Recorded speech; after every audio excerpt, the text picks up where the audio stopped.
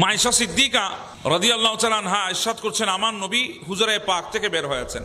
আমার নবী যখন রাস্তা ধরে যাচ্ছেন, আমার নবীর শরীরে একটা চাদর মোবারক আছে।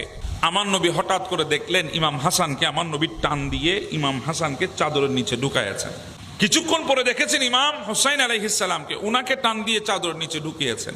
কিছুক্ষণ পর দেখছেন ফাতেমাতুজ জাহরাকে, ওনাকে টান দিয়ে নবী চাদরের নিচে ঢুকিয়েছেন। কিছুক্ষণ পরে দেখছেন হযরতে মাওলা আলী শেরহুদাকে, ওনাকেও টান দিয়ে চাদরের নিচে ঢুকাইয়েছেন। এরপরে আমার নবী এই আয়াতে কারিমা তেলাওয়াত করেছেন, ইন্নামা ইউরিদুল্লাহু লিইউযহিবা আনকুমুর রিজসা আহলাল বাইতি ইউতাহিরুকুম তাতহীরা। আমার নবী এই আয়াতে কারিমা তেলাওয়াত করে গোটা পৃথিবীর মানুষকে বুঝিয়ে দিয়েছেন, আল্লাহ যাদের থেকে অপবিত্রতা দূর করে বের করে দিতে চায়, যাদেরকে পবিত্র করতে চায়, তারাই হলো আমার এই কলিজার টুকরা হাসনাইনে কারিমাইন ফাতেমা এবং আলী। জোরে বলেন সুবহানাল্লাহ। ইনাদেরকে পবিত্র করেছেন কে? আল্লাহ।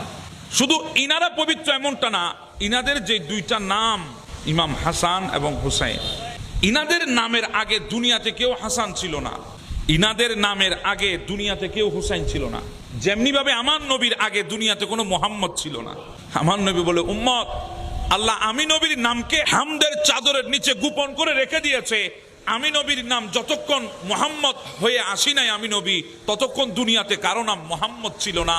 ঠিক তেমনি ভাবে হাসান এবং হুসাইন এই দুইটা নামকে আমার আল্লাহ হোসেনের পর্দার ভেতরে গোপন করে রেখেছে। ইমাম হাসানের আগে দুনিয়াতে কোনো হাসান ছিল না, ইমাম হুসাইনের আগে দুনিয়াতে কোনো হুসাইন ছিল না।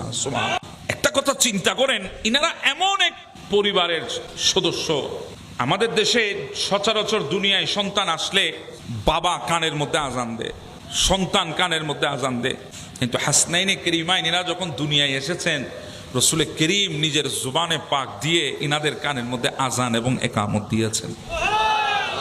চিন্তা করুন, দুনিয়ার বুকে আমরা যখন কোনো ফুল দেখি, আমরা ফুলগুলোর সুঘ্রাণ নেওয়ার চেষ্টা করি।